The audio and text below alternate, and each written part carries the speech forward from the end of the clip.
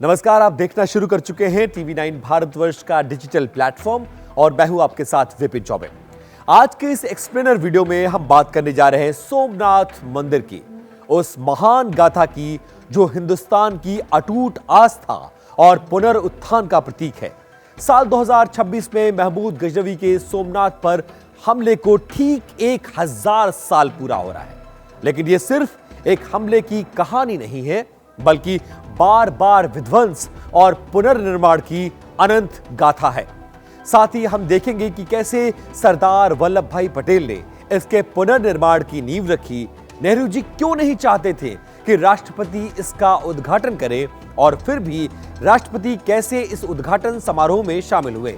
इसके अलावा पुनर्निर्माण के 75 साल पूरा होने पर और पीएम मोदी से सोमनाथ से जुड़े रिश्ते पर भी नजर डालेंगे।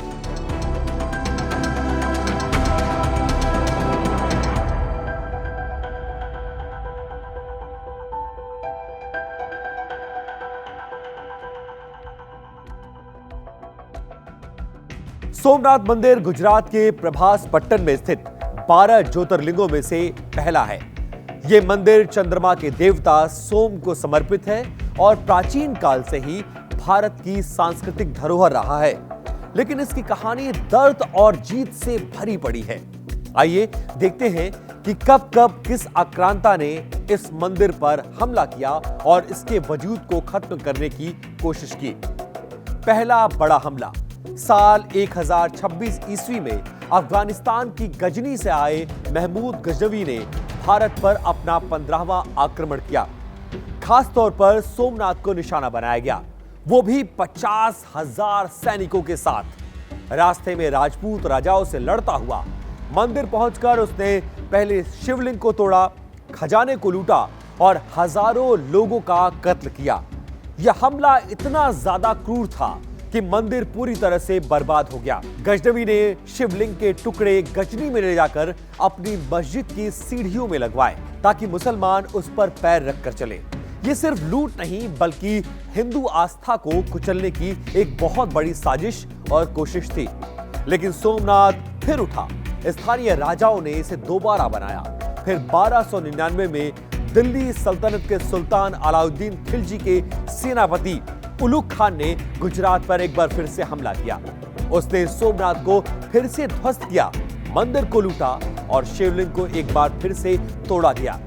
इसके बाद 1395 में गुजरात सल्तनत के संस्थापक जफर खान ने तीसरी बार मंदिर को हमला करके नष्ट कर दिया।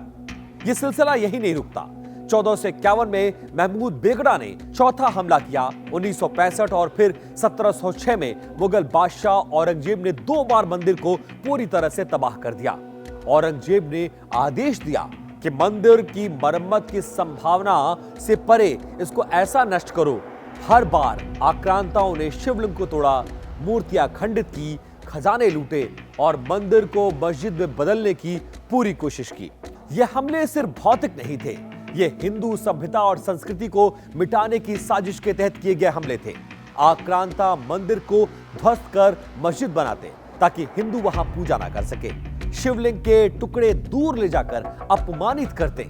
लेकिन हर बार स्थानीय लोग और वहां के जो राजा थे वो चुपके से मंदिर को दोबारा बनाते। कुछ स्रोत ये कहते हैं और ये दावा करते हैं कि सोमनाथ को 17 बार नष्ट करने की कोशिश की गई और इसका पुनर्निर्माण किया गया। ये भारत की अटूट आस्था का जीता जागता प्रमाण है। आजादी के बाद 1947 में जब जूनागढ़ रियासत भारत में शामिल हुई तो सरदार वल्लभ भाई पटेल वहां पर गए। उन्होंने सोमनाथ के खंडहर को देखा और वादा किया कि मंदिर का पुनर्निर्माण किया जाएगा। पटेल जी ने कहा कि ये मंदिर भारत की एकता और सांस्कृतिक गौरव का जीता जागता प्रतीक है। उन्होंने के.एम. मुंशी को ट्रस्ट बनाने का जिम्मा सौंपा। महात्मा गांधी ने सलाह दी कि मंदिर को सरकारी पैसों से नहीं, बल्कि जनता के पैसे से बनाओ ताकि ये राष्ट्रीय एकता का प्रतीक बने। काम 1950 में शुरू हुआ और 1951 में पूरा हुआ। लेकिन इस दौरान सरदार वल्लभ भाई पटेल की मौत हो गई। पटेल जी की मौत के बाद मुंशी जी ने इस काम को आगे बढ़ाने का जिम्मा संभाला। लेकिन यहां पर एक ट्विस्ट आता है। उस वक्त के तत्कालीन प्रधानमंत्री नेहरू जी इस मंदिर के निर्माण के खिलाफ थे। नेहरू जी मानते थे कि भारत एक सेकुलर देश है और सरकार को धार्मिक मामलों से दूर रहना चाहिए। उन्होंने चिंता जताई कि मंदिर का सरकारी स्तर पर पुनर्निर्माण हिंदू पुनरुत्थानवाद को बढ़ावा देगा, जो कि अल्पसंख्यकों के लिए एक गलत संदेश देगा और विदेशों में भारत की छवि को खराब करेगा। नेहरू जी ने राष्ट्रपति डॉक्टर राजेंद्र प्रसाद को चिट्ठियां लिखी, सलाह दी कि इसके उद्घाटन समारोह में वो शिरकत ना करें। उन्होंने राज्यों के मुख्यमंत्रियों को भी लिखा कि ये सेकुलरिज्म के खिलाफ है। फिर भी राष्ट्रपति डॉक्टर राजेंद्र प्रसाद जी ने नेहरू जी की सलाह को दरकिनार किया और उन्होंने तर्क दिया कि मंदिर निजी चंदे से बना है, लिहाजा सरकारी फंड या सरकारी हस्तक्षेप इसमें शामिल नहीं है। मैं एक हिंदू के तौर पर वहां शामिल होने के लिए जा रहा हूं, राज्य की तरफ से नहीं। 11 मई 1951 को उन्होंने उद्घाटन किया और एक जोशीला भाषण दिया जिसमें कहा गया कि सोमनाथ भारत की सभ्यता की जीत है। ऑल इंडिया रेडियो ने उनका पूरा भाषण ब्लैकआउट कर दिया था, लेकिन यह इतिहास में दर्ज कर दिया गया।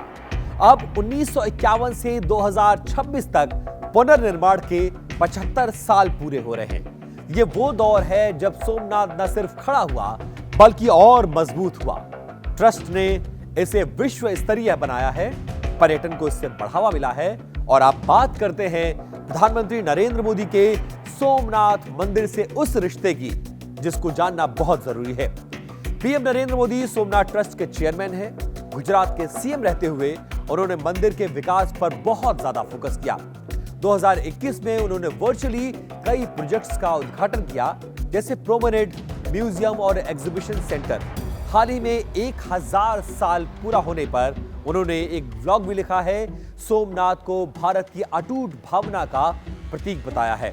11 जनवरी 2026 को वो एक बार फिर से सोमनाथ जा रहे हैं, जहां पर सोमनाथ स्वाभिमान पर्व की शुरुआत की जाएगी, जो साल भर चलेगा। पीएम नरेंद्र मोदी कहते हैं कि सोमनाथ सिर्फ मंदिर नहीं बल्कि भारत माता की संतानों की साहस की कहानी है। तो सोमनाथ की कहानी हमें बताती है कि विध्वंस कितना भी हो, पुनर्निर्माण की शक्ति हमेशा जीतती है। 1000 साल के हमलों से लेकर 75 साल के पुनरुत्थान तक ये भारत की आत्मा है। अगर आपको वीडियो पसंद आया हो तो लाइक, शेयर और सब्सक्राइब जरूर करें और कमेंट्स में बताना बिल्कुल भी ना भूलें कि क्या आप सोमनाथ मंदिर गए हैं या फिर नहीं। अगर गए हैं तो आपका अनुभव कैसा रहा। अगले वीडियो तक हमें दीजिए इजाजत। जय हिंद, नमस्कार।